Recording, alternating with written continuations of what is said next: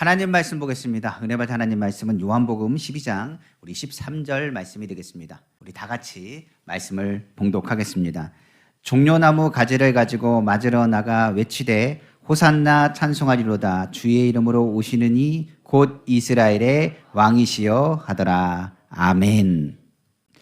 저는 오늘 여러분과 함께 요한복음 12장 13절 말씀을 가지고 왕이신 나의 예수님이란 제목의 말씀으로 은혜 나누길 간절히 원합니다.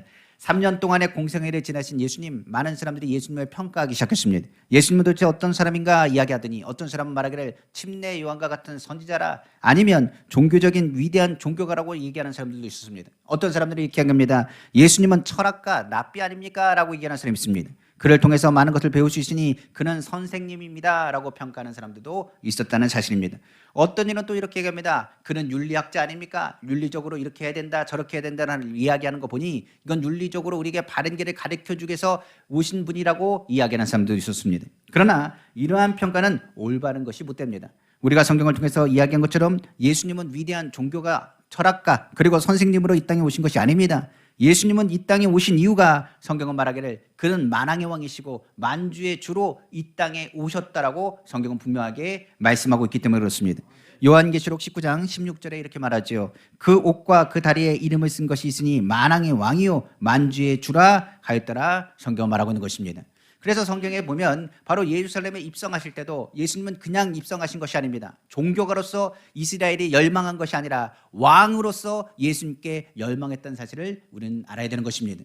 성경은 예루살렘 입성 전 예수님께서 먼저 나귀를 끌고 오라고 제자들에게 시키셨습니다. 제자들에게 말합니다. 거기 가면 나귀 새끼가 있을 것인지 끌고 와라 라고 말합니다. 그리고 혹시나 누군가가 이 나귀에 대해서 왜 가져가시오? 당신은 누군데 이걸 풀어서 가져가시오? 물어본다면 주께서 쓰시겠다 말하라. 그래야 하면 그 나귀 새끼를 너에게 줄 것이라고 이야기했습니다. 성경에 보니 나귀 주인이 그 말 그처럼 예수님이 나귀를 쓰시겠다는 그 말로 인해서 주께서 하신 말에 나귀를 풀어 예수님께 보내는 장면이 성경에 기록되어 있습니다. 이는 나귀 주인의 생각에 예수님은 누구라? 이스라엘을 구원할 왕이라 생각했기 때문에 그렇습니다. 왕이 쓰시겠다는데 이것을 주님께 드려야지, 내가 쓰는 것은 영광입니다 하고 예수님 앞에 드린 것입니다. 예수님의 말씀대로 나귀를 끌고 와 겉옷을 나귀 등 위에 얹으며 예수님께서는 그 위에 올라타시고 곧바로 예루살렘으로 입성하셨습니다. 그러자 이번엔 수많은 군중들이 몰려와서 외쳤습니다. 호산나 찬송하리로다 주의 이름으로 오신 이여 가장 높은 곳에서 호산나 하며 종려나무 가지를 흔들며 환영하기 시작했습니다. 군중들은 겉옷을 벗어 던졌으며 각종 나뭇가지를 던져 흔들며 예수님이 타고 오시는 나귀와 그 나귀 새끼를 보고 예루살렘이 떠나가도록 환호하기 시작했습니다. 정말 왕이 예루살렘으로 입성하는 모습을 연상케 하는 장면이 바로 성경에 기록된 본문의 모습이라고 볼 수 있습니다. 모든 군중들은 예수님이 행하신 여러 가지 기적들을 알고 있었습니다. 나사로가 죽었다가 살아났습니다. 그리고 오병이의 기적이 일어났습니다. 병든 자를 소문하면 치료받기 시작했습니다. 하나님의 능력과 하나님의 역사가 나타났습니다. 그들은 말하기를 예언한 그분이 바로 이분이시라. 이스라엘의 구원할 왕 바로 예수께서 이 시간에 입성하신다. 그들은 환호성치며 외쳤다라고 성경은 말하고 있는 것입니다. 그래서 성경을 보면 예루살렘에 있는 모든 사람들은 예수님을 뭘로 영접했느냐? 왕으로서 영접했다는 것을 우리는 분명히 알아야 되는 것입니다. 군중들에게 하나님을 받으며 예루살렘으로 입성하신 주님은 제일 먼저 어디로 들어가셨느냐? 바로 성전을 찾으셨습니다. 성전에 들어가셔서 무엇 하기 시작했느냐? 장사하는 무리들을 내쫓기 시작했습니다. 성경에 보니 비둘기 파란 사람들이 있었습니다. 비둘기 파란 사람들을 몰아내셨습니다. 환전하고 돈 바꾸는 사람들, 동결을 뒤엎으셨다고 성경 말하고 있습니다. 분노하며 예수님께서 말씀하셨습니다. 성전을 정결케 하며 예수님께서는 말씀하셨습니다. 바로 마태복음 21장 13절입니다. 그들에게 이르시되 기록된 바 내 집은 기도하는 집이라 일컬음을 받으리라 하였거늘 너희는 강도의 소굴을 만드는도다 하시도다. 성경은 말하고 있습니다. 그 다음에 예수님께서 어떻게 하시느냐? 성전 밖으로 나가셔서 소경과 전등발이를 치료하셨다라고 성경은 기록하고 있는 것입니다. 우리는 지금 사순절 기간에 놓여 있습니다. 오늘 특별히 성찬 예배입니다. 그리고 더 나가서 예수 그리스도의 십자가의 고난을 묵상하며 우리는 예수 그리스도의 오심을 기억해야 됩니다. 오늘 예수님을 생각할 때는 우리는 늘 고백해야 됩니다. 그분은 만왕의 왕이시고 만주의 주가 되시며 우리 가운데 무엇으로 입성하셨느냐? 종교가예요, 정치가요, 윤리가요, 랍비요, 선생님이요, 의사로서 우리 가운데 오신 것이 아니라 왕으로서 우리 가운데 오셨다는 것을 입술로 고백해야 되는 것입니다. 이를 통해 오늘 이 시간 예수님을 나의 왕으로 오신 예수님 고백하고 왕이신 예수님께 예배하는 복된 시간 되기를 다시 한번 주님의 이름으로 축원합니다. 그럼 우리가 한번 보겠습니다. 오늘 본문의 배경을 통해서 예수님은 누구신가 우리가 얘기한 것처럼 왕으로 고백해야 된다는 것을 우리는 분명히 하셔야 되는 것입니다. 예수님은 왕으로 오셨습니다. 이를 우리를 확실히 인정하고 고백해야 예수님이 우리 가운데 거하시는 것입니다. 예루살렘에 입성했을 때 왕으로서 입성하신 것처럼 오늘 우리 안에 역사하실 때 왕으로서 역사하신다는 것을 우리는 확실하게 고백해야 되는 것입니다. 그럼 예수님은 왜 왕이 되십니까? 라고 물을지 모르겠습니다. 예수님은 우리가 얘기하는 것처럼 만왕의 왕이시고 만주의 주라고 고백하고 있습니다. 그가 모든 것을 창조하셨으며 그 모든 것에 그가 없이는 된 것이 없다라고 성경은 기록하고 있기 때문에 그렇습니다. 그래서 성경은 말하기를 모든 것을 만물을 창조하신 하나님, 바로 하나님 곁에서 같이 창조하셨던 예수님, 그 예수님 없이 그 말씀 없이는 이루어진 것이 없다 하셨던 성경 말씀은 그가 왕이라는 것을 분명하게 우리에게 말씀하고 있습니다. 성경 한번 보겠습니다. 요한복음 1장 1절에서 3절입니다.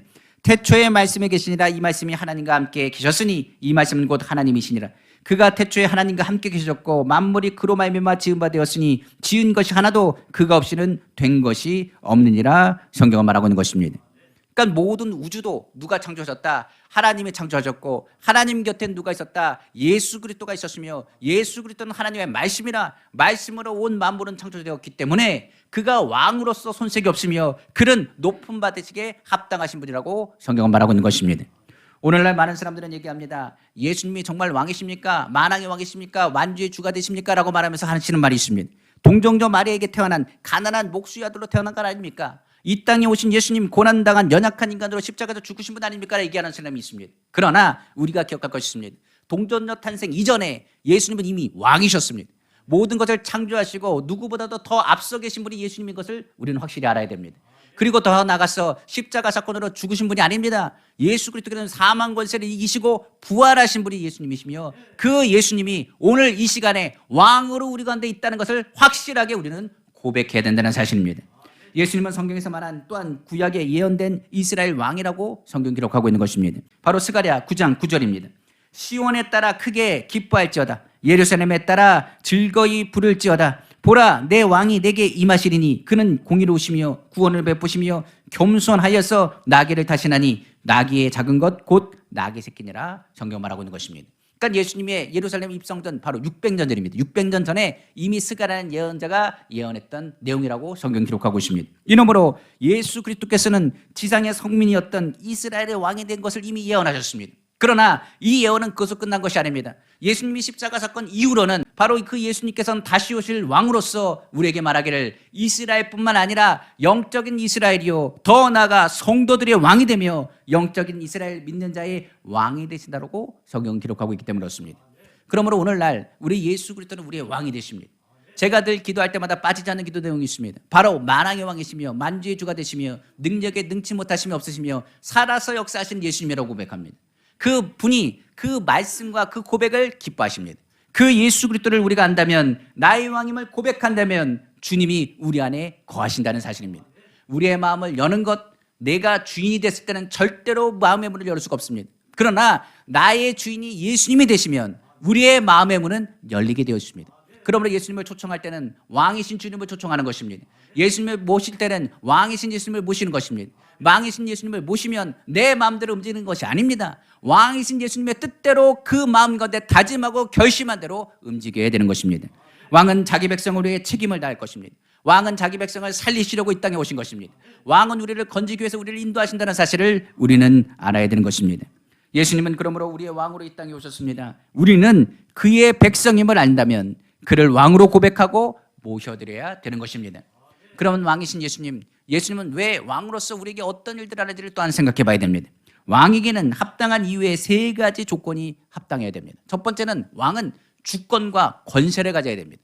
우리가 아는 것처럼 예수님은 어떤 권세를 가졌는지 우리는 성경은 이렇게 얘기하고 있습니다.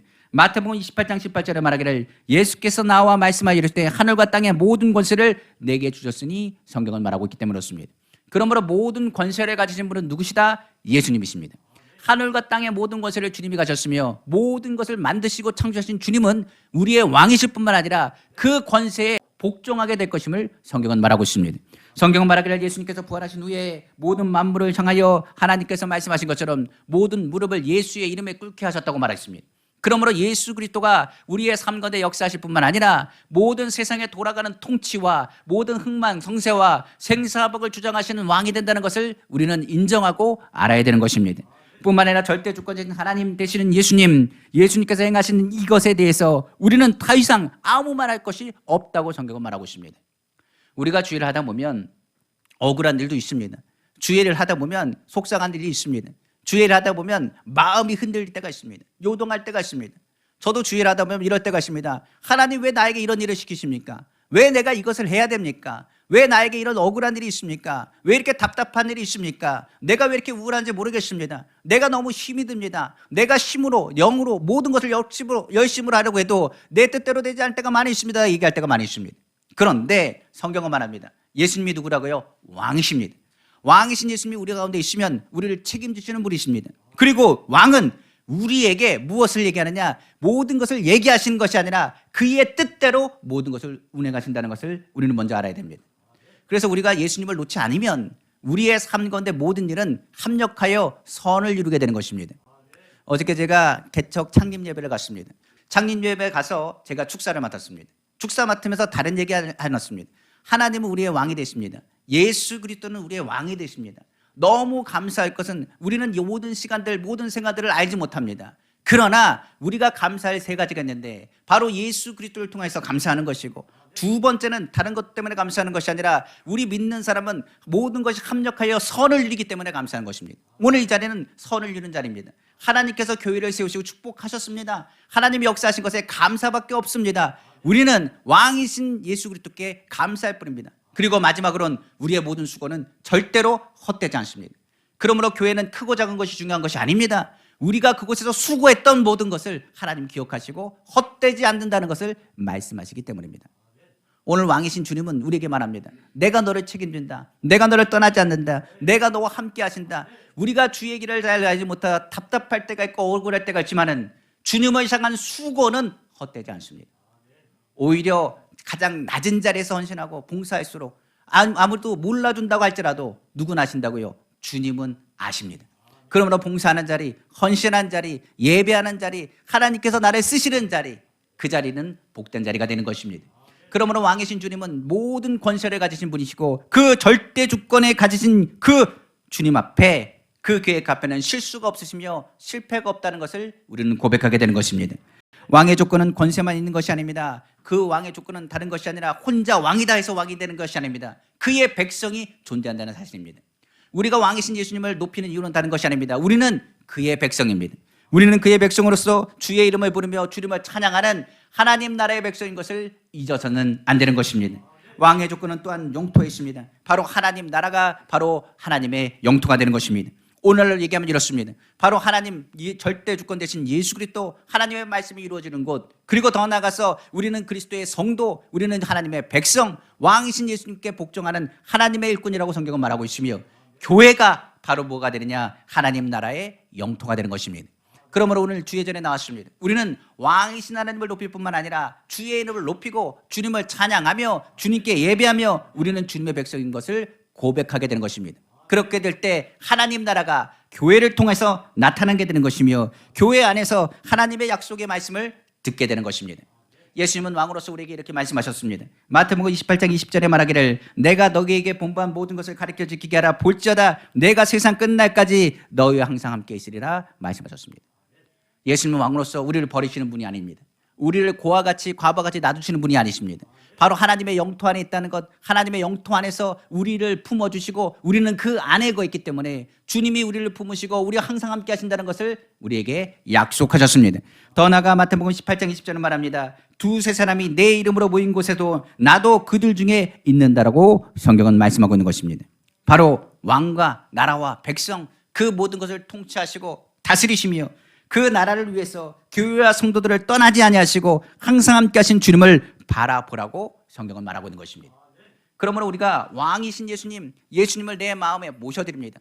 예수님이 나의 왕이 되어주십니다. 나의 마음을 통치하여 주옵시고 나의 삶을 주장하여 주시고 나의 삶의 모든 걸 이끌어 주옵소서. 주님이 나와 함께 하시며 나를 떠나지 않는 것을 내가 확실히 믿습니다.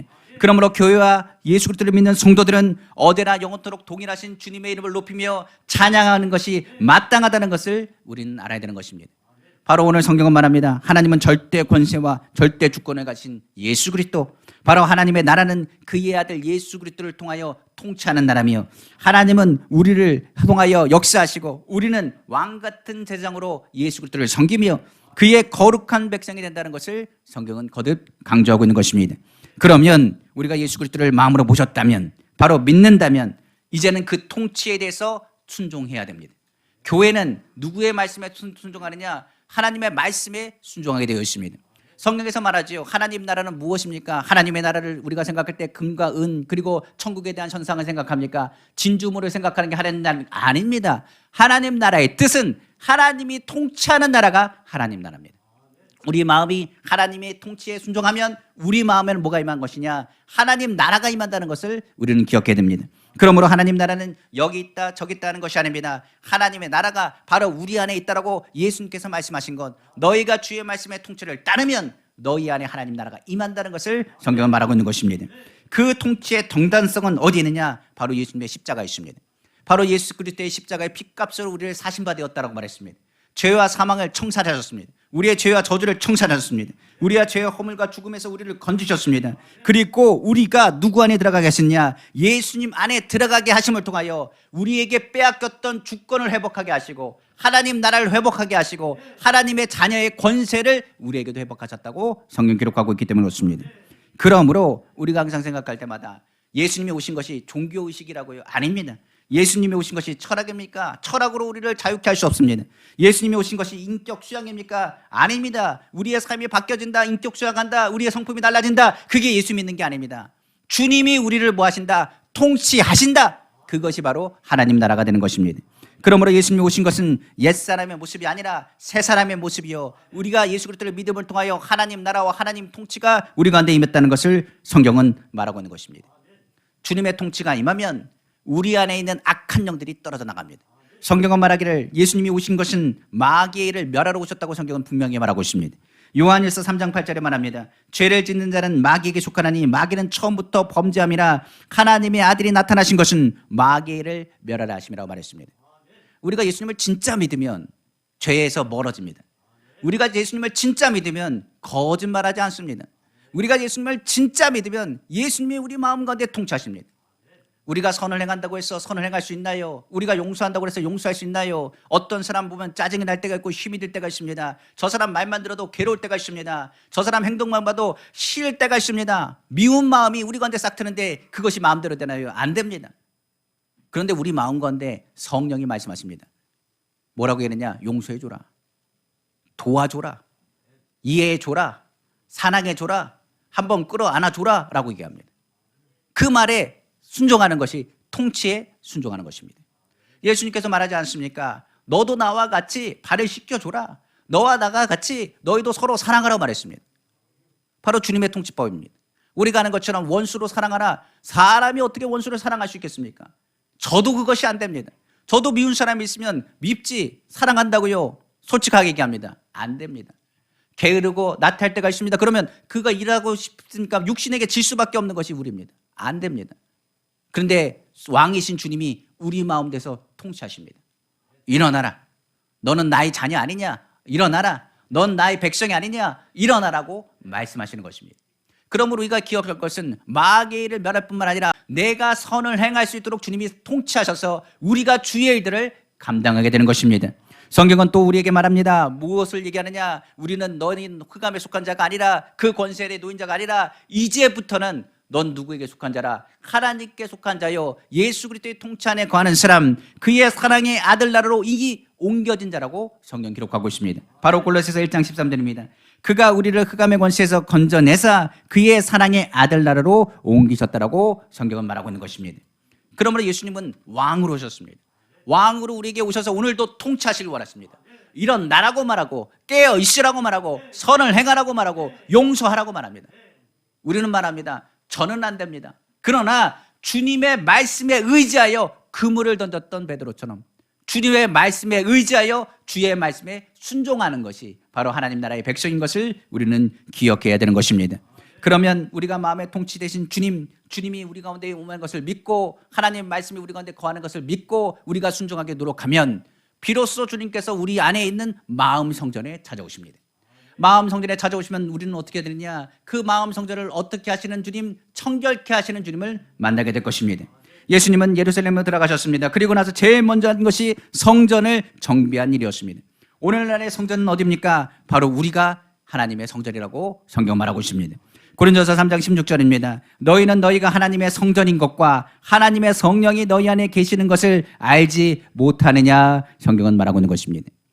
예수님이 우리의 모든 삶을 무엇부터 바뀌기 시작하느냐? 하나님의 말씀의 통치를 따를 때 우리의 마음을 바꾸시는 것입니다. 성경에 보면 우리가 하는 것처럼 광야생을 합니다. 광야생은 다른 것을 얘기하지 않습니다. 하나님의 말씀의 통치를 따르느냐 안 따르느냐를 훈련시키는 것이 광야생활입니다. 우리가 광야생활을 통과하면서 하나님의 말씀의 통치를 따랐을 때 비로소 어떻게 하느냐? 우리는 약속된 땅으로 들어갈 수 있습니다. 마찬가지로 성경에 말한 것처럼 하나님께서 예수 그리스도를 통해서 우리의 마음 가운데 통치케 하시고 통치를 따르는 그 순간에 어디로 제일 먼저 들어가시느냐? 왕입니다. 주님은 왕이십니다. 선포할 때 우리의 마음의 성전에 성경에서는 임하게 되는 것입니다. 그럼 그때부터 어떻게 하느냐? 우리 마음은 편하지가 않습니다. 예수님이 오시면 평안할 것 같지요? 화평할 것 같지요? 아닙니다. 예수님이 오시면 본격적으로 우리의 마음은 뒤집어집니다. 우리가 신앙생활을 할 때는 그냥 예배 드리는 것을 통해서는 그냥 은혜 받습니다만 중요한 것은 본격적으로 은혜는 언제 받기 시작하느냐? 주님의 일을 시작할 때, 그리고 하나님의 일을 감당할 때, 하나님의 일들을 기뻐하는 일들을 감당할 때 주변에서 마음을 흔들어 놓습니다. 왜 그러냐면 그 일은 하나님이 기뻐하시기 때문에 그렇습니다. 성경은 말하기를 우리의 마음 가운데 주님은 무엇부터 정리하시느냐? 악한 생각과 악한 영들과 부정적인 생각부터 주님은 정리하십니다. 그러니까 주님은 무엇부터 하시냐? 하나님 나라가 임한다는 것은 악한 것들을 내어 쫓는 것입니다.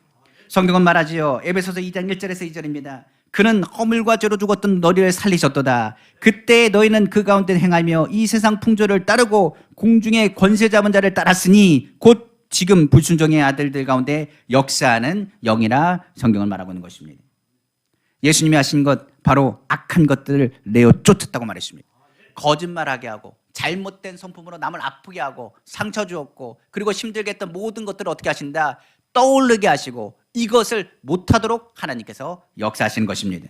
성경은 이렇게 얘기하지요. 요한일서 4장 4절에 자녀들아 너희는 하나님께 속하였고 또 그들을 이기었나니 이는 너희 안에 계시니가 세상에 있는 자보다 크심이라 성경은 말하고 있습니다.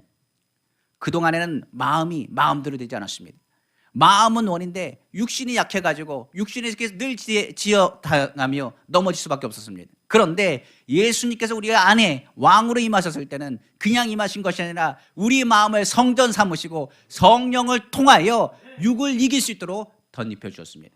성경은 이렇게 말하면서 세상의 권세보다 어떤 것보다 크신 예수 그리스도의 권세가 너희 안에 있어서 너희에 있는 악한 것들을 몰아내며 선한 일을 행하시는 주님의 마음을 품게 하신다는 것을 의미하고 있는 것입니다. 그래서 신앙생활을 하기 시작하면 선한 것이 뭔지를 압니다. 가르쳐주지 않아도 하나님이 뭘 기뻐하시는지를 압니다. 희한하게 하나님 이걸 하면 하나님 기뻐하실 거야 누가 가르쳐주지 않습니다. 이렇게 했으면 좋겠어라고 말하지 않습니다. 그런데 압니다. 그런데 뭐 하기 시작하느냐? 아는데 갈등합니다. 갈등한다는 건 뭘 얘기하느냐? 아직 내 마음 가운데 성전 청소가 덜 된 것을 의미합니다. 그러니까 하나님께서 성전을 청소하시면서 갈등하는 것이 아니라 나중에는 뭐라고 하느냐? 네, 아멘, 그렇게 하겠습니다로 바꾸게 되는 것입니다. 그래서 첫 번째는 악령을 내어쫓습니다. 악한 생각을 내어쫓습니다. 두 번째로 그 마음을 정결하게 하는 것이 바로 욕심과 정욕을 정결케 하신다고 성경 말하고 있는 것입니다. 인간에게서 욕심 나쁘진 않습니다. 그러나 욕심이 잉태하면 죄가 되고 죄가 장성하면 사망이 됩니다. 더 나아가서 정욕은 죄에 대한 것이요 욕심에 대한 것을 통하여 우상 숭배와 같다라고까지 성경은 말하고 있습니다. 성경 말하기를 정욕으로 가면 아무것도 이루어지지 못할 것이라 욕심을 주님을 만나지 못하게 하며 죄를 키우게 하며 죄를 통하여 정욕을 만들고 정욕은 우리의 모든 삶을 파괴하게 된다라고 말합니다. 그 때문에 예수님께서는 이 욕심과 정욕을 어디에 묶어 놓으라겠느냐? 십자가에 못 박아 청소시키라고 성경은 말하고 있는 것입니다.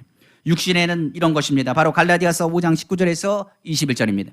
육체에는 분명하니 곧 음행과 더러운 것과 호색과 우상숭배와 주술과 원수 맺는 것과 분쟁과 시기와 분냄과 당짓는 것과 불연함과 이단과 투기와 술취함과 방탕함과 또 그와 같은 것들이라. 전에 너희에게 경계한 것 같이 경계하노니 이런 일을 하는 자들은 하나님의 나라를 유업으로 받지 못할 것이요. 성경은 말하고 있는 것입니다.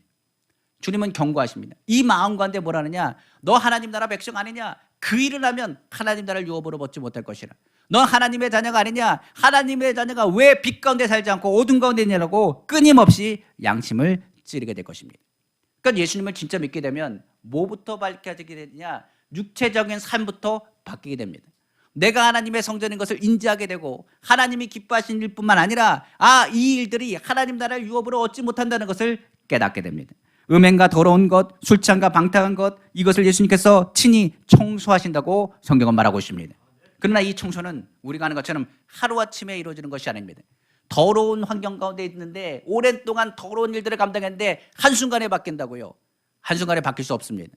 그렇기 때문에 주님이 늘 우리의 마음 가운데 청소하시고 정리하시고 청소하시고 정리하심을 통하여 우리 마음 가운데 우리의 모든 삶을 바꿔가시는 것입니다. 성경은 이를 무엇이라고 하느냐? 기도라고 합니다. 우리가 주의 이름을 부르고 왕이신 주님, 내가 안 됩니다. 내 마음대로 되지 않습니다. 이 육체가 나를 점령합니다. 내 마음은 하나님을 섬기고 싶지만은 이 육체가 나를 감당하지 못하게 합니다. 오늘 예배 나오는 것도 기도하는 것도 찬양하는 것도 헌신하는 것도 어느는 기쁘고 즐거운데 어느 날은 실망되고 괴롭고 힘이 듭니다. 내 마음이 요동하는 것을 왠지 모르겠습니다. 주님 도와주십시오라고 기도합니다. 그럼 우리에 있는 정욕과 욕심과 더러운 생각과 악한 것을 주의 성령이 청소하기 시작하는 것입니다. 그래서 늘 우리 마음에 청소하는 것, 바로 예수 그리스도의 보혈을 덮고 성령님을 환영하고 인정하고 모셔드리며 우리 마음 가운데 하나님의 성전을 깨끗하게 하는 것입니다. 성경은 말합니다. 청소된 후에 너는 손파라고 말하고 있습니다. 내가 내 마음을 청소하는 것은 너의 마음은 무엇이기 때문이라? 바로 기도하는 곳이기 때문이라고 성경은 가리키고 있기 때문에 그렇습니다. 바로 마태복음 21장 13절입니다. 그들에게 이르시되 기록된 바 내 집은 기도하는 집이라 일컬음을 받으리라 하였거늘 너희는 강도의 소굴을 만드는도다 하시니라. 성경은 말하고 있는 것입니다. 분명히 우리에게 말하고 있습니다. 주님은 왕으로 우리 가운데 오셨습니다. 그리고 우리의 마음은 하나님의 성전입니다.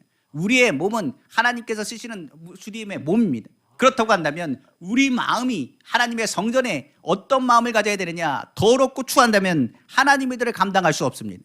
이 마음에서는 기도하는 것이요, 하나님의 음성을 듣는 것이요, 하나님의 말씀과 하나님의 역사가 나타나는 것입니다. 주일에 한번 교회 와서 기도하면 된다 생각하면 안 됩니다. 우리가 매 상관에 주님과 동행하며 이 마음을 지켜나가는 것을 주님이 원하시고 있기 때문에 그렇습니다. 우리의 마음에 기도하기 시작하면 이 기도의 집으로 청소가 시작되게 되면 그때부터는 주님이 매 순간마다 다가오셔서 우리의 마음을 깨끗하게 하시고 우리의 생각이 달라지게 되는 것입니다. 그래서 예수님을 진짜 믿는 사람은 착합니다. 정말 예수님을 진짜 믿는 사람은 선합니다. 정말 예수님 믿는 사람은 짜증내지 않습니다. 진짜 예수님 믿는 사람은 그 모든 일에도 감사합니다. 정말 예수 믿는 사람은 무릎 꿇고 주님을 바라보며 도움을 요청합니다. 진짜 예수 믿는 사람은 무슨 일을 하기 전에 주님 앞에 먼저 기도하고 시작합니다. 정말 예수 믿는 사람은 주님 앞에서 불의한 일을 행하지 않습니다. 정말 예수 믿는 사람은 사랑으로 섬기는 사람입니다. 우리 마음을 손에 얹고 기도해 보면 내가 진짜인지 가짜인지를 알 수 있습니다. 왜 그러냐면 내 마음이 지금 더럽다면 하나님의 음성을 들을 수가 없습니다. 주의 통치를 다루기 위해서 우리는 왕이신 주님이 성전 안에 임한다는 걸 기억하고 이 마음을 청소하셔야 되는 것입니다. 청소가 끝나면 그때부터 주님이 뭐 하시는지 아십니까? 그때부터 치료하십니다. 우리의 마음의 상처를 치료하시고 우리의 잃었던 상처와 괴로움을 치료하십니다. 내가 저 사람과 싸워서 미워하는 마음이 있다면 그 미움의 마음을 누가 치료하시냐? 주님이 치료하신 것입니다. 성경에 보니 예수님께서 그 성전을 정결케 하시니 무엇하셨다고요? 성전 밖으로 나가셔서 절름발이와 그리고 소경을 치료하셨다고 말했습니다. 소경은 뭐합니까? 앞을 보지 못합니다. 그래서 앞으로 나갈 수가 없습니다. 절름발이는 걷지 못합니다. 걷지 못하기 때문에 앞으로 나갈 수가 없습니다. 그동안에 멈춰있는 나의 자아와 나의 영적인 모든 것을 변화시키고 하나님의 성전이 되는 순간에 나는 영의 눈을 떠서 앞을 향하여 미래를 향하여 전진하게 되고 나의 절름발이는 일으켜 세워 하나님을 찬양하고 예배하게 되는 것입니다. 성경 그러므로 예수께서 우리에게 말씀하신 것을 들어야 됩니다. 요한복음 10장 10절에 말하기를 도적이 오는 것은 도둑질하고 죽이고 멸망시키는 것뿐이요 내가 온 것은 양으로 생명을 얻게 하고 더 풍성히 얻게 하려는 것이라고 성경이 기록하고 있는 것입니다. 성경에 보면 예수님께서 부활하신 후에 제자들을 치료하셨습니다. 그 상처를 치료하시면서 말하기를 너에게 성령이 임할 것이라고 말했습니다. 성령을 임한 그 제자들은 마음속에 뜨거운 불이 생겼습니다. 그리고 우리의 몸은 하나님의 성전이라고 말했습니다. 예수님께서 가르쳐주지 않아도 성령이 예수 그리스도를 통하여 하신 말씀을 기억나게 하고 생각을 하게 해주셨습니다. 그러다 보니 하나님이 기뻐하신 것이 무엇이고 내가 무슨 일을 해야 될지를 알게 되었습니다. 내가 하는 것은 다른 것이 아니라 주의 복음을 전하는 것이고 병든 자에게 치료하고 눌린 자에게 자유 먹게 하는 것, 예수 그리스도의 성령이 임하셨던 것처럼 제자들은 예수 그리스도의 성령을 통하여 하나님의 일을 감당하기 시작했습니다. 어느 날이었습니다. 베드로와 요한이 성전 미문으로 올라갔습니다. 거기 갔더니 성전 미문에 안진뱅이가 하나가 앉아 있었습니다. 그런 성전에 들어가지 못했습니다. 왜냐하면 몸이 불편하고 몸에 문제가 있는 사람은 성전으로 들어갈 수가 없었기 때문입니다. 그러나 미문에 앉아서 앞으로도 가지 못하고 뒤로도 가지 못하고 일을 하지도 못하고 아무것도 하지 못했습니다. 그 안진뱅이 된 그가 유일하게 할 수 있고 허용된 것은 성전 앞에서 구걸하는 일이었습니다. 바로 구걸하는 그것을 가지고 그는 무엇하느냐? 먹고 사는 일에 전념이었습니다. 그때 베드로와 요한이 성전 미문으로 올라갔습니다. 미문에서 그는 어김없이 안진뱅이는 구걸하기 시작했습니다. 그런데 구걸하기 시작했을 때 베드로와 요한이 안진뱅이를 바라봤습니다. 안진뱅이는 베드로를 바라봤습니다. 둘이 눈이 마주쳤습니다. 베드로가 보기에는 너무나 안타까워 보이고 너무 불쌍해 보였습니다. 그런데 안진뱅이가 보기에는 그가 보니 돈은 있어 보이지 않았습니다. 그가 부유해 보이지 않았습니다. 그런데 쳐다보고 있는 것이 나를 도와주려나 보다라고 생각을 했습니다. 그리고 더 간절하게 베드로를 쳐다봤습니다. 베드로는 그를 바라보면서 이야기했습니다. 그가 원하는 것은 금이고 그가 원하는 건 은인 건 내가 압니다. 그러나 나에게는 은과 금은 없습니다. 그러나 당신에게 좋은 것을 주겠습니다. 바로 나사렛 예수 이름으로 일어나 걸으십시오라고 선포했습니다. 그 마음에 왕이신 예수님을 모셔드리기 시작했습니다. 안진뱅이는 왕이신 예수님을 마음에 모셔드렸습니다. 그리고 그 마음 가운데 나는 일어날 수 없다. 나는 내 인생은 망했다. 나는 끝이다. 난 앞에 아무것도 미래가 없다고 생각했던 그 마음에 예수 그리스도가 왕으로 임하셨겠습니다. 그러자마자 머리부터 발끝까지 전율이 흐르기 시작했습니다. 그러니까 성경에 보니 신경과 신경, 발과 발업 그리고 모든 근육과 근육을 주님이 잡아주셔서 일으켜 세우시는데 안진뱅이가 그 말을 듣고 왕이신 주의 음성을 듣기 시작합니다. 일어나 걸으라는 말이 자신은 생각하지 못했습니다. 자신은 마음에 생각하지도 못했습니다. 근데 왕이 명령합니다. 예수님의 이름으로 일어나 걸으랍니다. 그가 그 말을 듣고 일어납니다. 그리고 걸어나기 시작했습니다. 그리고 나서 그가 한 행동이 뭔지 아십니까? 그는 바로 성전에 들어가서 예배하며 하나님을 찬양했다라고 성경은 말하고 있는 것입니다. 오늘 우리에게도 동일합니다. 사순절 기간 동안에 우리는 예수 그리스도를 생각합니다. 예수님은 우리에게 뭘로 오셨다고요? 왕으로 오셨습니다. 왕이신 예수님께서 우리 마음 가운데 들어오시기 위해서는 우리는 뭐 해야 되느냐? 왕이신 예수님을 인정해야 됩니다. 내가 주인이 되면 예수님은 뭐가 되느냐? 손님이 됩니다. 손님이 되면 왔다가 가십니다. 그런데 예수님이 왕이 되시면 이 나라를 책임지셔야 됩니다. 그렇기 때문에 왕으로 모시면 나를 누가 책임지냐? 예수님이 책임지는 것입니다. 예수님께서는 우리의 마음의 주인이 되기를 원하십니다. 우리 마음의 더러운 것을 정리하시는 분이 누구시냐? 예수님이십니다. 핏값으로 산 우리는 예수 그리스도의 말씀의 통치를 따라야 됩니다. 주의 말씀에 우리를 통하여 일어나라 하면 일어나야 되는 것이고 가라 하면 가야 되는 것이고 멈춰 서라면 멈춰 서야 되는 것입니다. 그 예수님께서 우리에게 말씀하십니다. 내가 나의 통치를 따르면 너는 치료될 것이라. 내 삶을 치료할 것이고 내 환경을 치료할 것이고 내 사업을 치료할 것이고 내 모든 것에 있어서 하나님의 말씀대로 내 삶이 다 형통할 것이라고 성경은 약속하셨습니다. 그 약속으로 끝난 게 아닙니다. 너를 치료했으면 너는 뭐 할 것이라? 진짜 예배를 드리라고 말하고 있습니다. 오늘 우리가 사순절 기간을 통해서 무엇을 준비해야 되느냐? 진짜 예배를 준비해야 됩니다.